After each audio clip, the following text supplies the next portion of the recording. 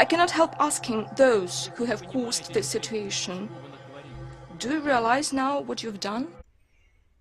Putin understands this. The rest of the world understands this. And Putin was out there and he issued a stern warning to the world media saying that the world is heading down a path that could lead to nuclear war. He was speaking with foreign journalists at St. Petersburg International Economic Forum. This was back on June 17th. And he outlined why he thinks a war between Russia and the West is inevitable. We know year by year what's going to happen, and they know we know. It's only you that they tell these fables and you buy it and spread it to the citizens of your countries. Your people do not feel a sense of the impending danger. This is what worries me. How do you not understand that the world is being pulled in an irreversible direction? That is the problem. But they pretend like nothing's going on. I don't even know how to get through to you people anymore. Hey, Shalom Hakyam, this is Ariella. First off, I want to give all praise and glory to Yahweh B'Shem Yahushua. Once again, I want to give all praise and glory to Yahweh B'Shem Yahushua. Double honors to the apostles and elders of Great Millstone. Much peace, love, and salutation to you, Hakyam, out there pushing the word of sincerity and truth. And this is part 2 of World War III algorithm, the perfect storm / the fire rises. Now, in the first part, we reviewed some of the things that were previously talked about in several other algorithm videos that are leading up, that has led up into a perfect storm economically and a perfect storm geopolitically that will arrange World War III, and we are seeing it happen, man. I've been trying to record this part for a few days now, and there's so much news, so many troop movements, and so many things happening that I'm constantly having to re-edit and redo the video to include new information and new things that are coming out that highlight the fact that the Most High Yahweh has sent forth a spirit through his son Yahushua on the planet Earth, man. And it's causing an end of this world as you know it. Okay? So in the previous algorithm video, we talked about the International Monetary Fund.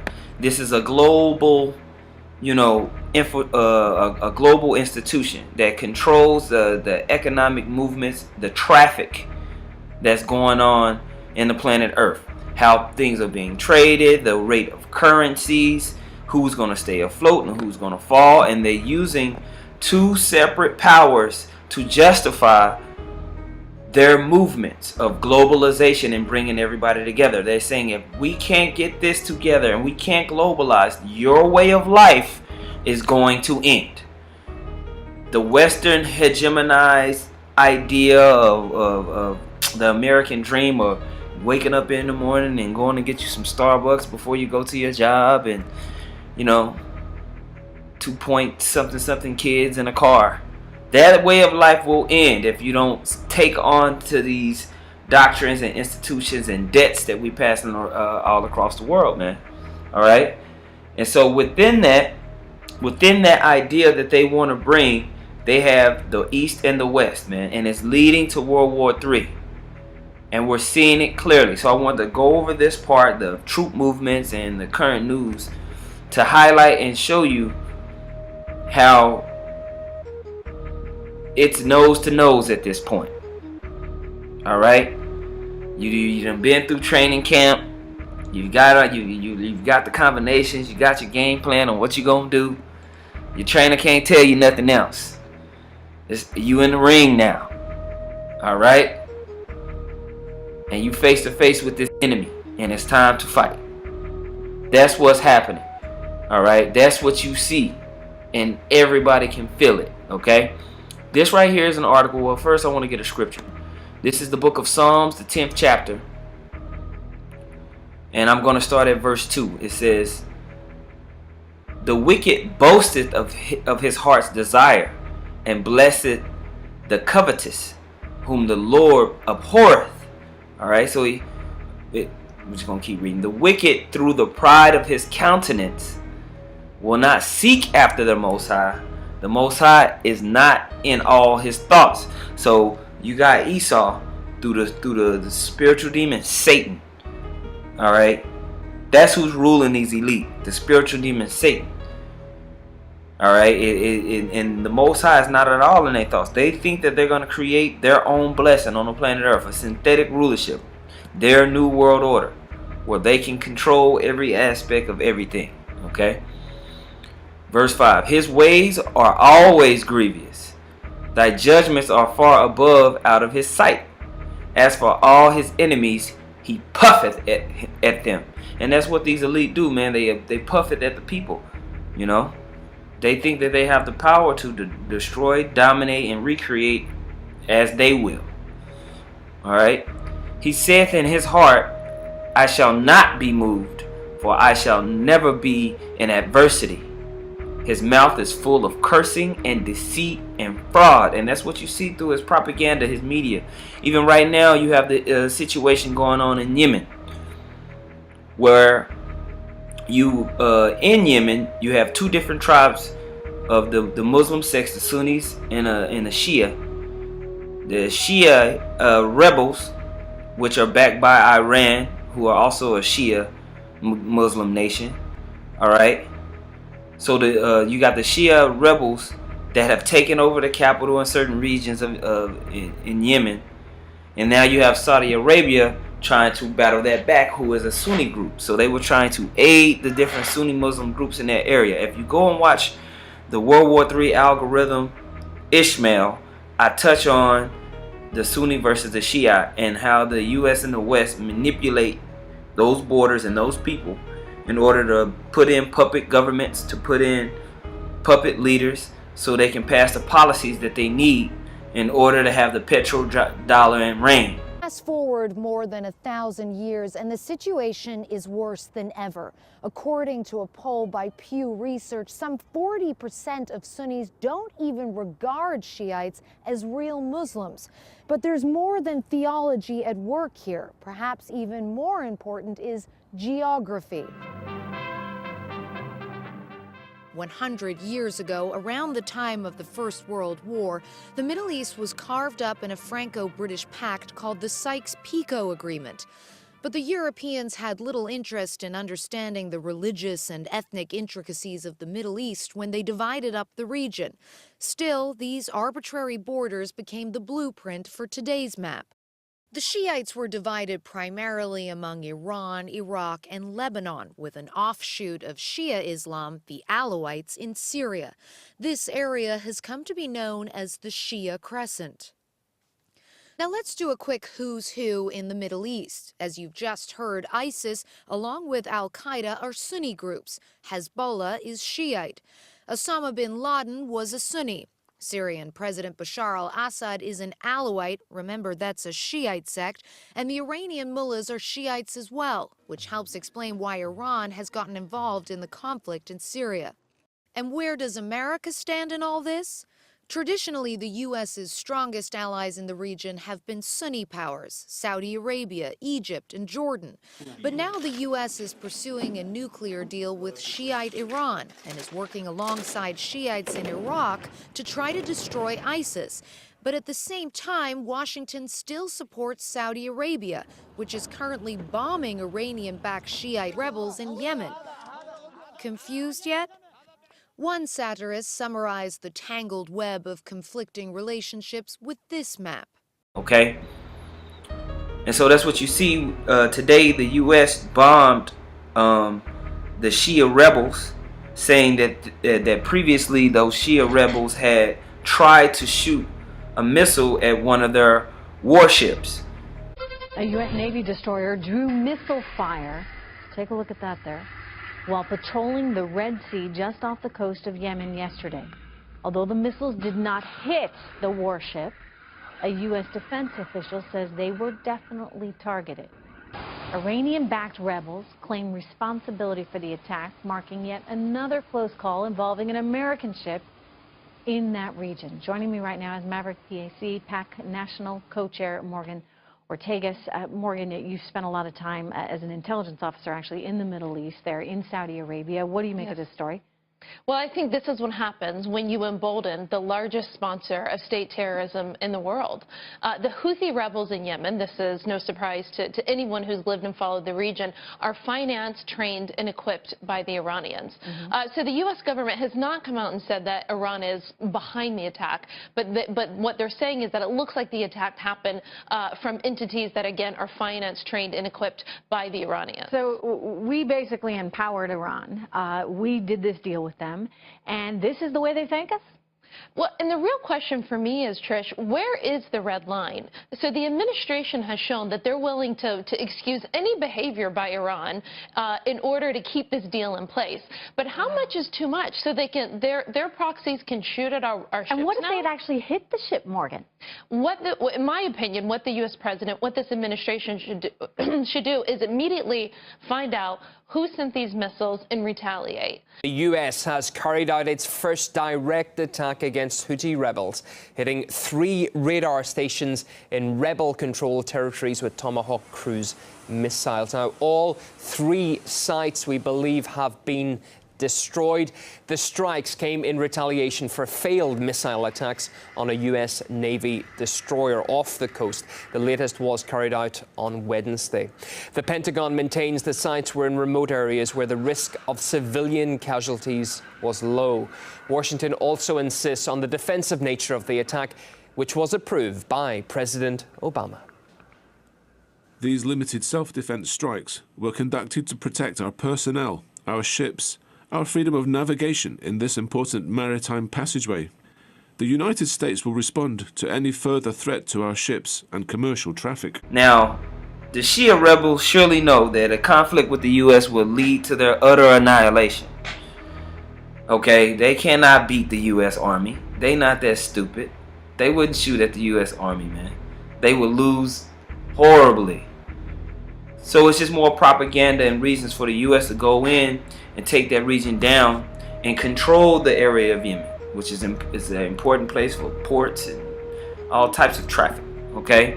So they move, their mouth is full of cursing and deceit and fraud. That's one example.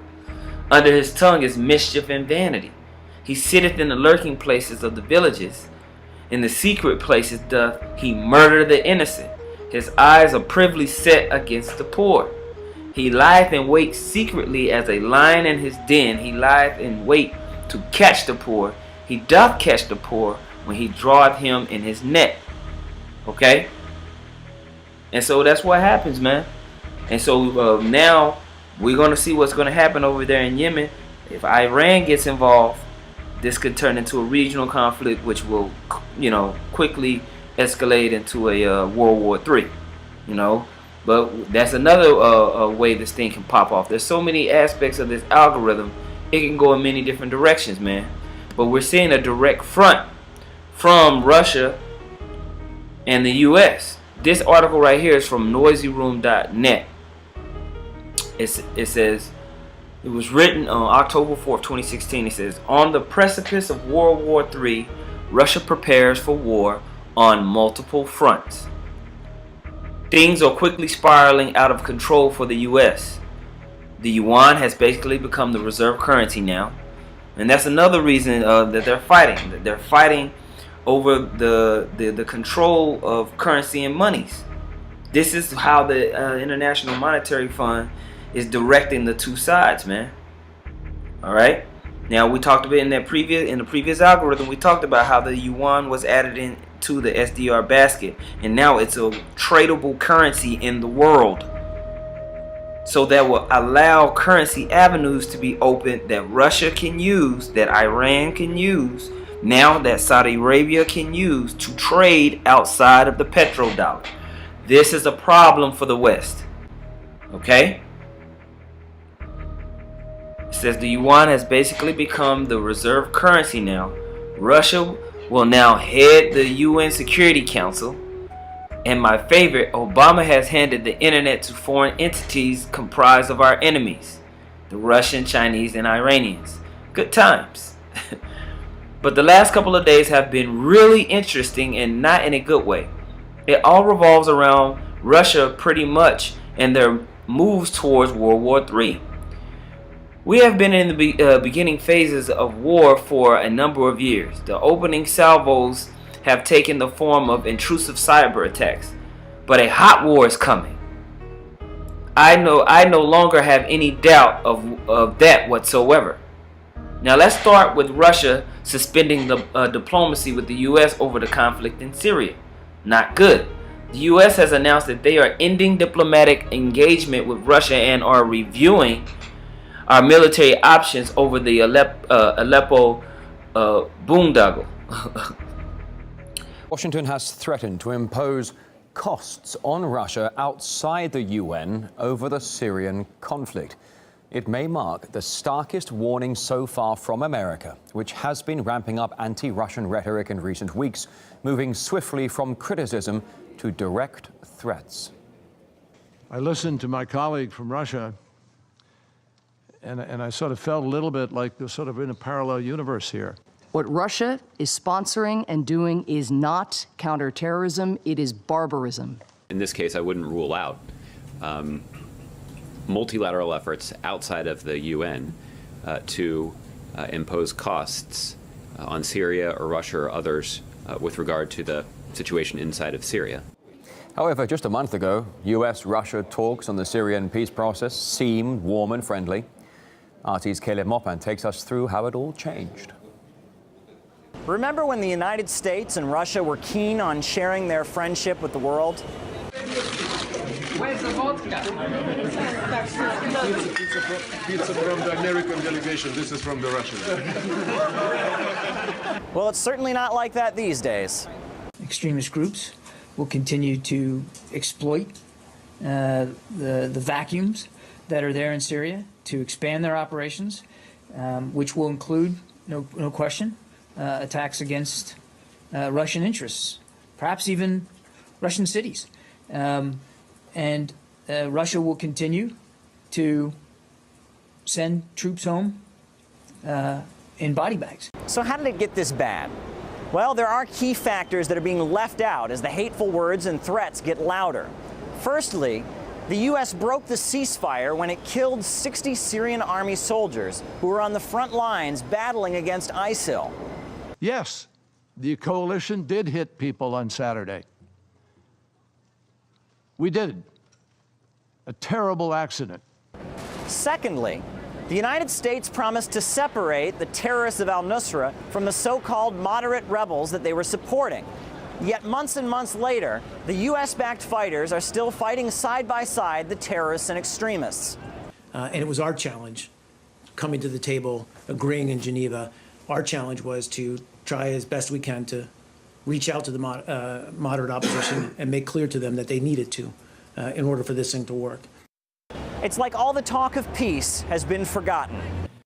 The next shock group here is the fighting against the regional peer military powers. These are existential for us and our allies. The threat for this type of a fight is a nation state with modern capabilities, aggressive behavior, and engaging in militarized competition. So who would you pick for that one? I think it would be Russia. I want to be clear to those who wish to do us harm. We'll stop you, and we will beat you harder than you've ever been beaten before.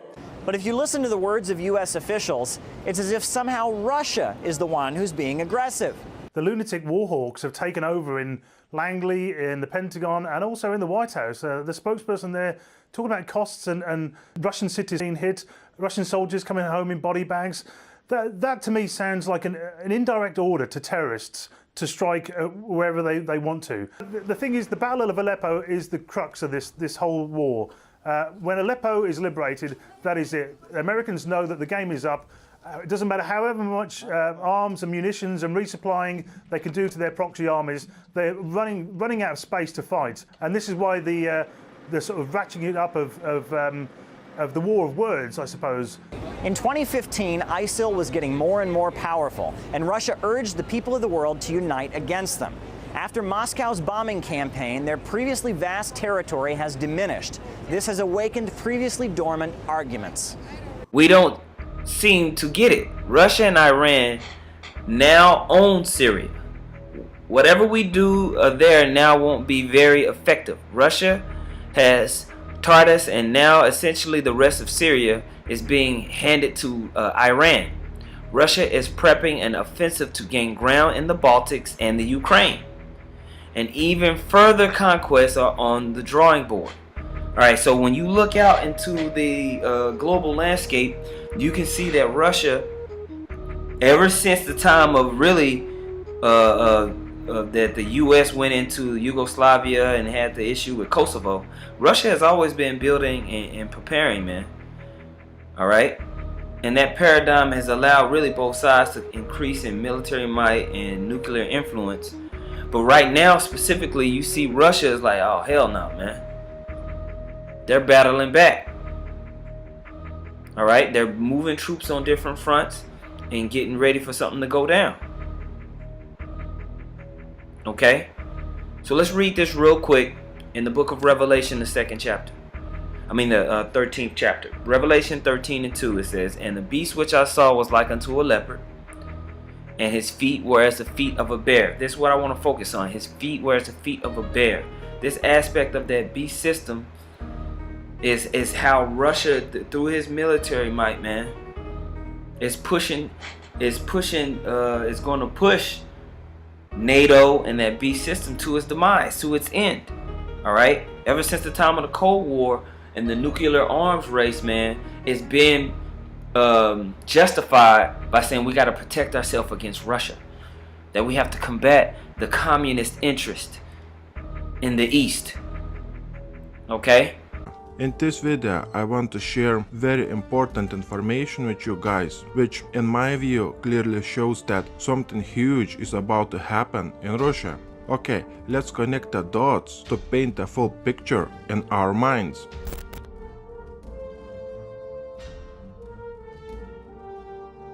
It seems that all countries bordering on the European side with Russia are building secure defenses in the name to protect those countries from immigrants. Let me ask you, what immigrants? This is a cover story for something much bigger. It is clear that those countries bordering with Russia are building those secure defenses in the place where WW3 is about to start. What is the point to spend nearly $500 million on the border defense when there is very little flow of any kind of refugees?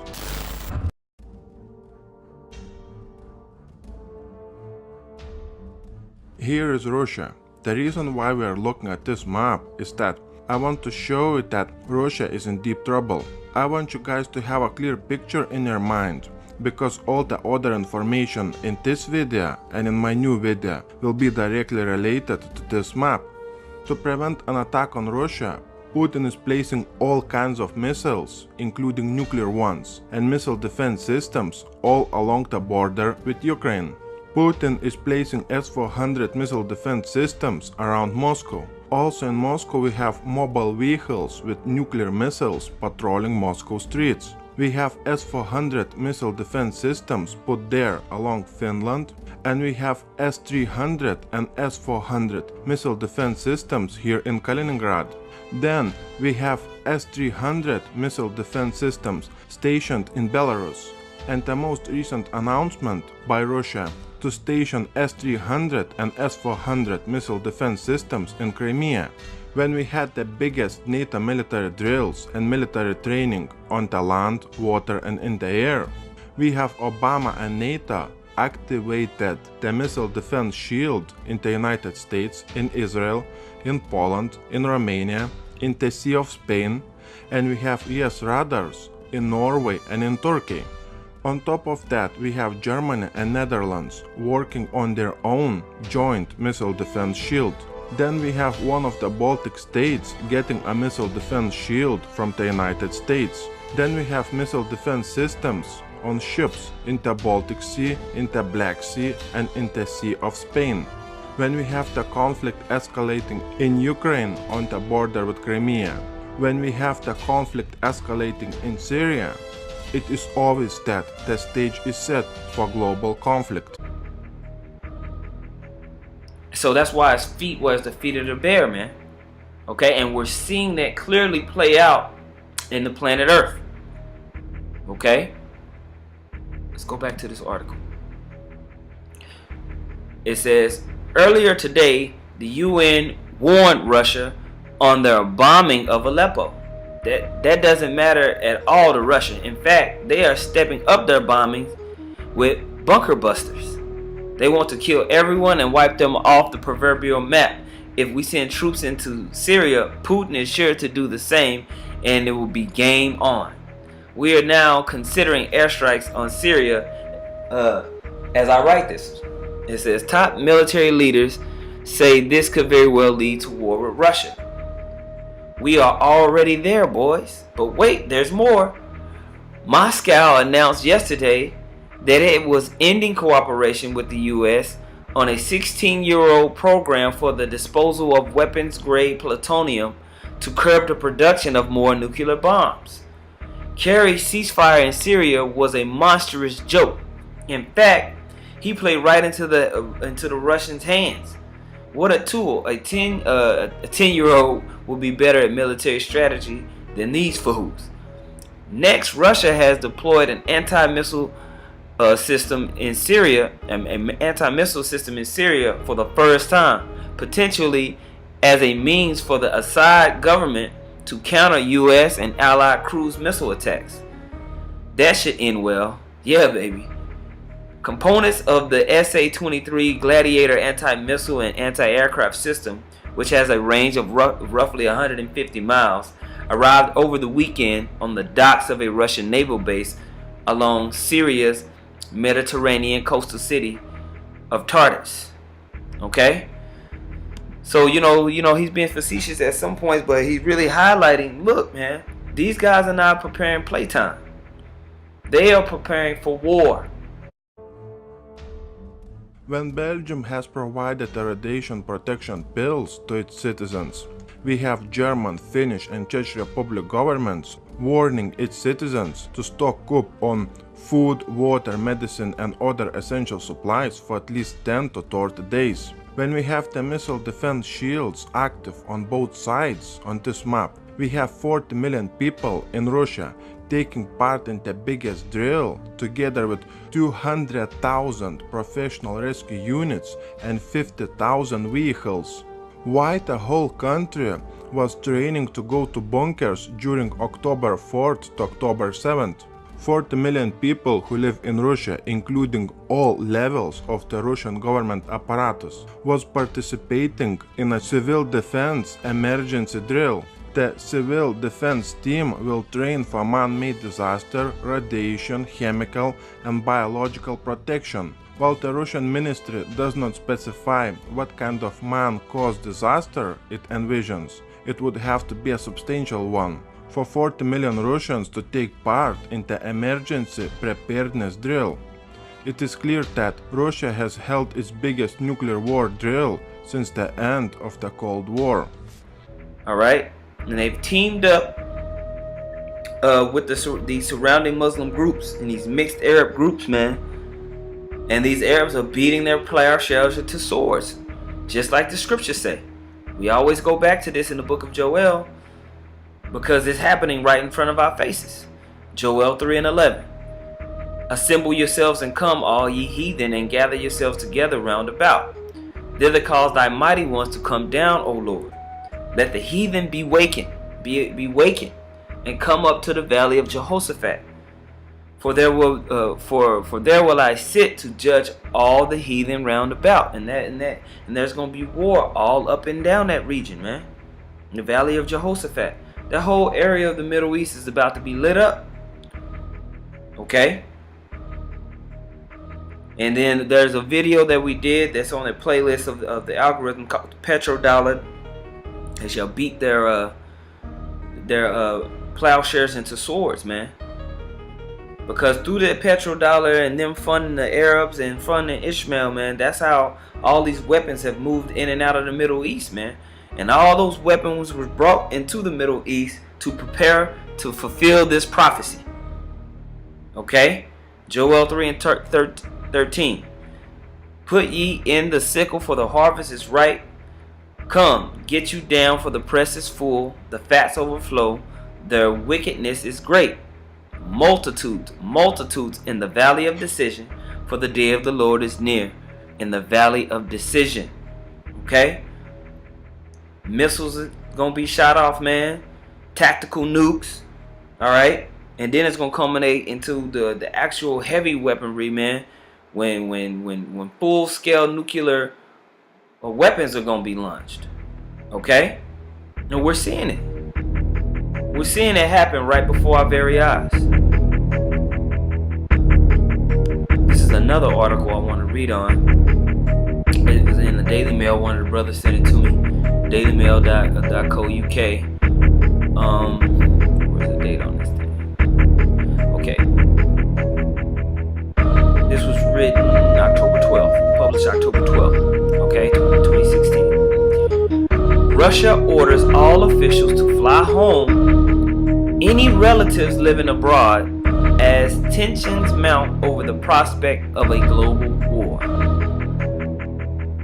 Alright, so it says Russia is ordering all of its officials to fly home any relatives living abroad amid heightened tensions over the prospects of global war, as it claimed. Politicians and high-ranking figures are said to have received a warning from President Vladimir Putin to bring their loved ones home to the motherland, according to local media. It comes after Putin canceled a planned visit to France amid a furious row over Moscow's role in the Syrian conflict. And just days after it emerged, the Kremlin had moved nuclear-capable missiles nearer to the Polish border. Former Soviet leader Mikhail Gorbachev has also warned that the world is at a dangerous point due to rising tensions between Russia and the U.S. Now, I strongly encourage you brothers to come to this. I'll put the link in the description box and listen to what Vladimir Putin had to say. I'm going to add in a couple of clips, but I can't add in all this stuff because it'll make the video too long. All right. So, but I strongly encourage you brothers to go watch this, man. Basically saying, how do y'all don't see that shit is about to pop off? Y'all don't see that we're about to fight? All right. Look at what the U.S. is doing. They're playing games. They're funding terrorists in Syria, causing more war. All right. They're setting up missile defense systems on our border. All right. They're making geoeconomic moves to try to collapse our economy. We got to defend ourselves. Okay? We know the United States started the entire Arab Spring. There's no use dancing around this. It was Obama and Hillary Clinton that called for the toppling of several national leaders of nations.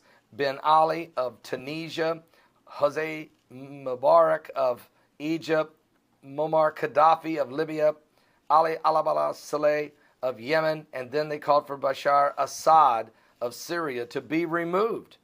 And they called for their removal. Now, the other four all fell, but Russia stepped in and saved Assad. And then the Iranians came also to help save Assad. Meanwhile, ISIS rose up in Iraq, picking up the leftover billions of dollars of hardware, tanks, armored vehicles, rockets and rocket launchers, Toyota Tundras, all kinds of weapons that we left, the United States left, the Obama administration, who pulled out after a 14-month Head Start warning and left these weapons. It was ISIS that picked them up and formed the Islamic State of Iraq and Syria and went on their rampage for the last 2 years, butchering and murdering people. All right, this is what happened. They picked it up and ran with it. And so here we are today. Syria has all of these armies in it, and it's a total state of chaos. 400,000 people have been killed.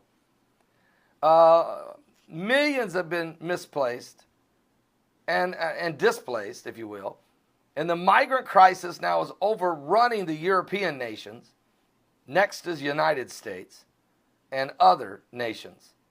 And so as we sit here today, if this article, if these reports coming out of the Middle East are correct, then Russia and the United States are no longer in a proxy war. But it's another level. Because that's it's all over the pipeline deal that now has been finalized from Russia through Turkey. The U.S. has to stop that thing, man. So you got geopolitical moves being made and strategies being made to take control of that region. All right, that pipeline that was supposed to go through Saudi Arabia, through Syria, failed. The United States used to buy oil from Saudi Arabia based on the petrodollar. That is the main thing that is giving the US dollar any value. It's because it is traded globally. Saudi Arabia made a deal with the United States, and the United States used to be the biggest purchaser of oil from Saudi Arabia, and they did this all based off the petrodollar. The Saudi Arabians would have done this, would have kept this up. It would have been a good relationship. But now, with this failed pipeline that not many people know about, but the United States and Saudi Arabia had a planned pipeline that would have gone through Saudi Arabia, through Syria, through Turkey, into Europe, and bypassed Russia's complete monopoly and control of European oil sales. Russia sells a lot of oil to Europe. If Saudi Arabia would have built this pipeline, which was planned years and years ago, they would have undercut Russia and had a direct line to Europe, and Europe would have purchased oil from Saudi Arabia. The only country that stood in the way was Syria. Syria had a very strong alliance with Russia, and Syria said, no, we're not going to throw Russia underneath the bus. We're not going to allow this pipeline to be built years and years ago. And ever since then, Saudi Arabia, Israel, Turkey, and the United States have been giving weapons, arms, money, munitions to Syrian rebels, Al-Qaeda, al-Nusra, to get rid of that president. They're in competition with each other, have been in competition with each other. They tried to undercut each other. It didn't work. And now, with the low oil prices, they are going after China, which is going to piss off the United States. Right now, Saudi Arabia is selling a lot of oil to China. But Russia is doubling down on their oil exports to China, and they have just stolen the Saudis' crown, China, and Russia is now the top oil producer, oil supplier to China. And Russia and China have made an agreement and are now selling this oil on gold-backed yuan, a new currency that China has launched that cannot be traded or used for US dollars. All right, so now Russia can take advantage of their alliances and basically take over the oil and gas market in the Middle East, which will lead to a complete collapse in the West. All right, they can take all of that over, man, with this new pipeline deal, especially if they can team up with the largest producer in the world, China. That's a growth machine. And they can trade outside of the petrodollar. Now that China has a tradable currency that they can use. Of course, the US dollar will be within that basket, but it's going to suffer greatly by not having a complete monopoly over the oil business. Big deal, Tom. I'm sitting here with Ashley Banks, and we're going to be talking about Russia and Turkey. Now, an intergovernmental agreement on the Turkish Stream pipeline has been signed in Istanbul, Turkey, following a joint meeting between Russian President Vladimir Putin and Turkish President Erdogan over the long-awaited pipeline project. Erdogan said that Turk Stream would be expedited, as would a $20 billion nuclear deal that was halted last year. Experts say this pipeline may not only benefit Russia and Turkey economically, but it also could strengthen relations between the two countries. Here's what I want to ask you about this deal, Ashley. My question to you is, this pipeline, what's it even going to accomplish? Yeah, well, for starters, Ed, so this pipeline, it's going to run from the bottom of the Black Sea, from Russia to European countries, but it's going to go from Russia to Turkey, and then it's going to end up continuing on a hub to the Turkish-Greek border. Now, this pipeline is going to be broken down into two parts. So the first branch, the gas is going to go directly to Turkey. Then the second branch, the gas is going to be directed through Turkey to several European countries. Now, it's expected that through building this pipeline, it's going to ensure energy security for the region, and it's going to benefit a lot of European citizens. Now, Russian President Vladimir Putin had mentioned that he and Turkish President Erdogan had come to this consensus through the deal that they were going to basically give discounts for natural gas. So it looks like these prices are going to go down, and it's going to benefit those on the receiving end. Interesting. You know, and I look at it as potentially a second pipe, you know, because normally it has gone through Ukraine, so it's sort of like an alternative to the Ukrainian route. I mean, when do they think that it's going to be done? Yeah, well, through the deal, it looks like this pipeline is going to be complete by the end of December 2019. And of course, that is if construction begins next year, at the end of next year, December 2017. Of course, construction could be pushed back, which would push the completion back. But right now, we're looking at completion to end in a little over 3 years from now. Now, back in December of 2014, this project was first announced when the Russian President Vladimir Putin, he went and visited Turkey after the South Stream route that was supposed to go through Bulgaria was canceled. Now, a lot changed after that Russian jet was downed by the Turkish Air Force, but this project has since been revived since Turkey decided to publicly apologize for downing that jet. Yeah, so that's interesting that you mentioned that, because obviously you have this nuclear deal that is getting off the ground too. Is that the reason that this nuclear deal is actually coming back into the play? It is. That apology has a lot to do with this nuclear deal. In addition to the pipeline being created, we're also looking at Russia creating Turkey's first nuclear power plant. Now, both leaders Erdogan and Putin agreed that they were going to accelerate this project. Now, the nuclear plant will be comprised of about 4 units, and by the end of the year 2025, these units will be up and running. Okay, so clearly a fight is getting ready to happen. They're fighting over this, man. The elite has got these two sides coming against each other. All right. It says, according to the Russian site Zanak.com, administration staff, regional administrators, lawmakers of all levels and employees of public corporations have been ordered to take their children out of foreign schools immediately.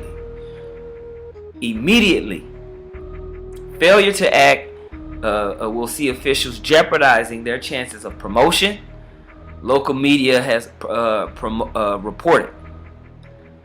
The exact reason for the order is not yet clear, but Russian political analyst Stanislav Bukowski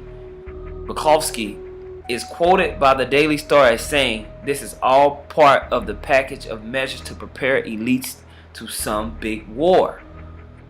Relations between Russia and the U.S. are at the lowest since the Cold War and have soured in recent days after Washington pulled the plug on Syria talks and accused Russia of hacking attacks.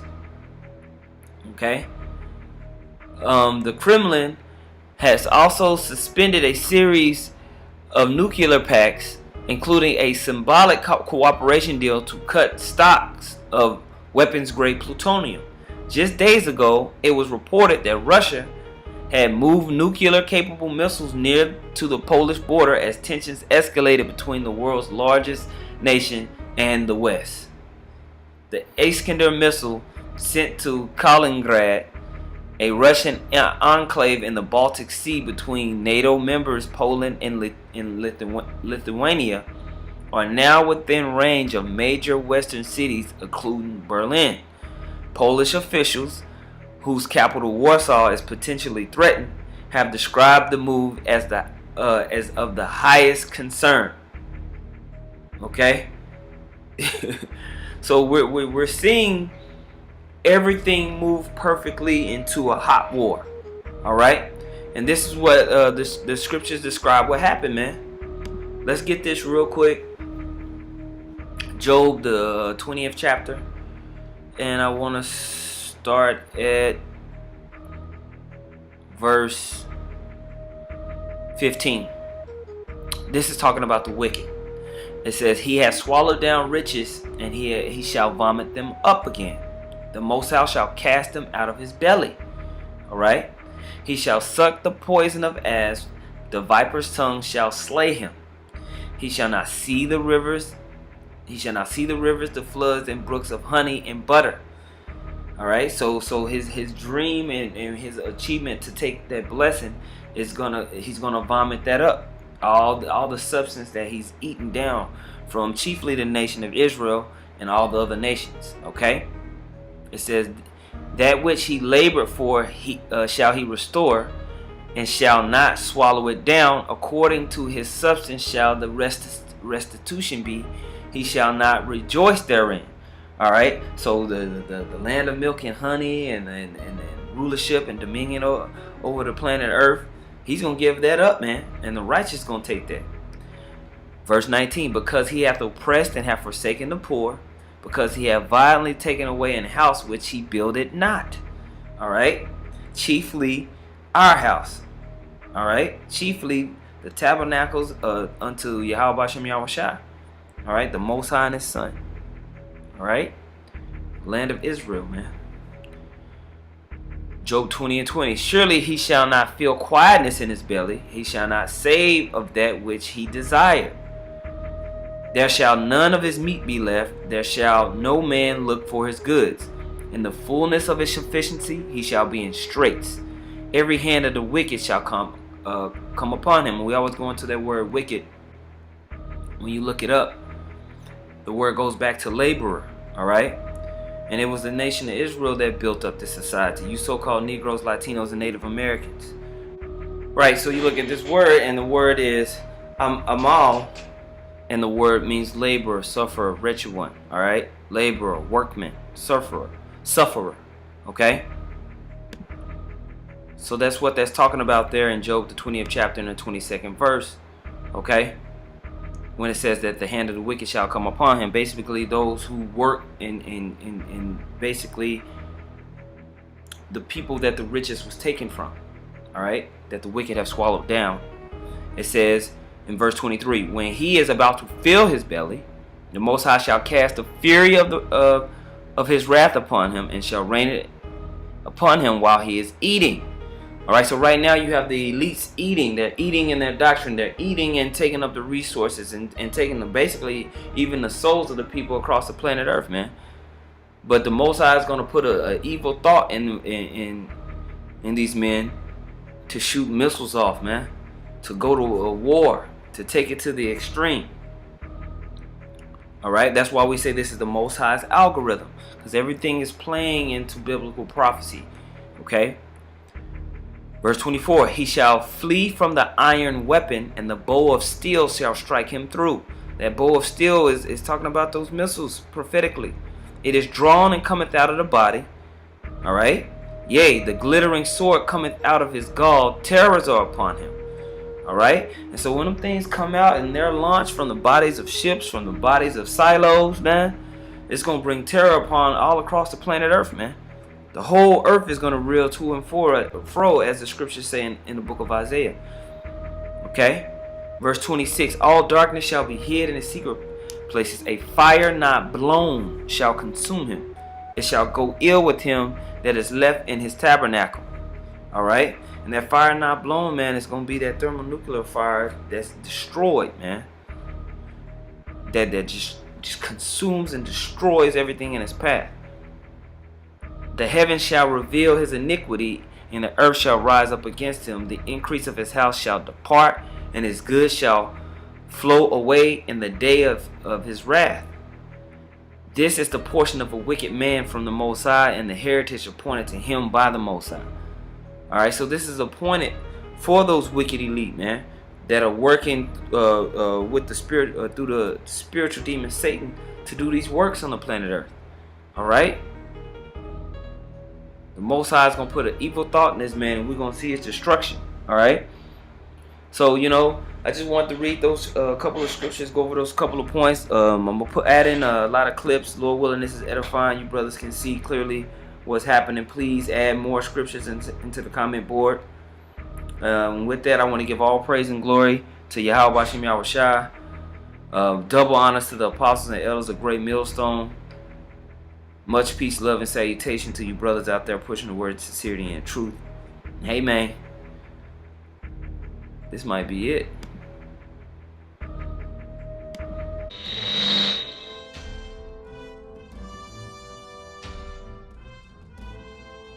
Everything seems to be lining up. All the recent movement of the military vehicles, all those videos on YouTube on UN vehicles put in different places in the United States, the potential global economic collapse which will start in Europe this year, referendum in Italy in December, countries in Europe telling to their citizens to prepare for something big, but they wouldn't tell us what is about to happen, FBI warning of a major event, preparation for martial law and riots in the US, and this not usual warning test of the United States national broadcast system, not to mention the election inside the United States that will change this world forever.